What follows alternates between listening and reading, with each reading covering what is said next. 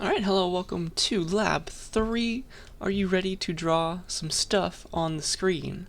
So, I hope that this is exciting. It's going to be fun, I think.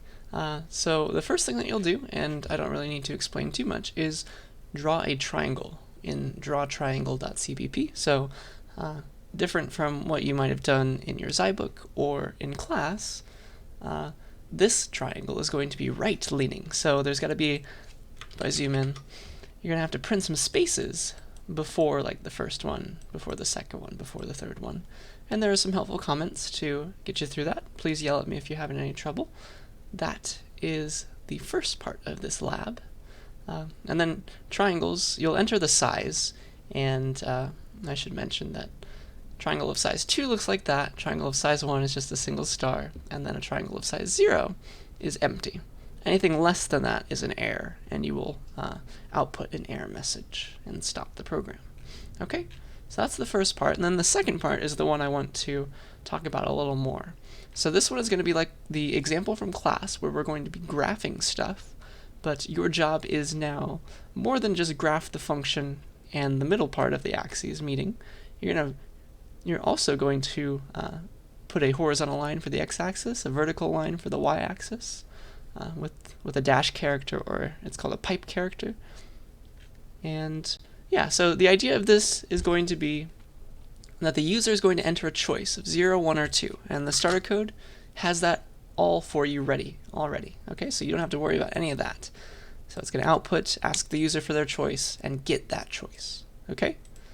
And then it's your job to print out the graph of the function that they chose. So if they chose 0, you're going to print this function, 0.15 times x squared minus 3. Okay?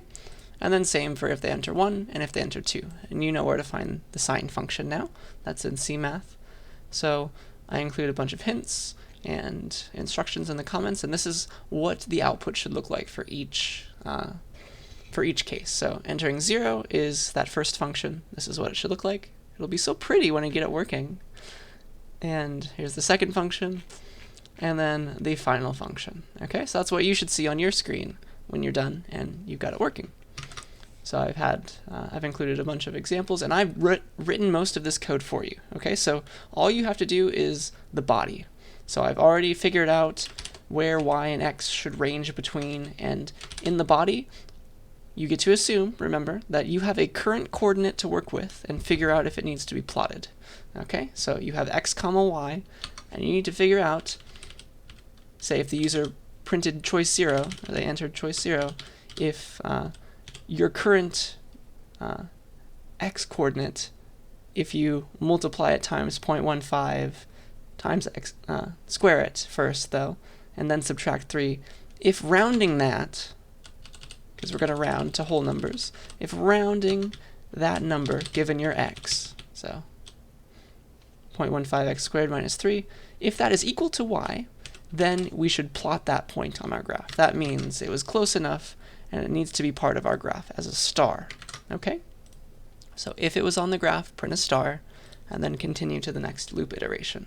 So if it wasn't on the graph, then you have some options. Either it's just blank space, like it's the outside of the graph, there's nothing there, or it was part of the axis. So if you're on the special axis line, you better print the line itself. Okay, we'll use the pipe character for the vertical axis, the y-axis, and then we'll use the horizontal, just a dash character for the x-axis. But when they meet, you should have a plus still, like in class. Okay, and then if none of that is true, if you're not anywhere on the graph, you didn't plot any points, you're not on the axis either, you should just print a blank space and move on. Okay, so I've taken care of pretty much everything else but this loop, and then at the very end you've printed out a single line of graph, right?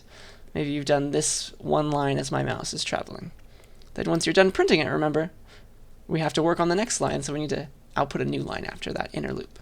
Okay, so use my code from class as a guide, and there shouldn't be too much else you have to worry about. Just a few extra things.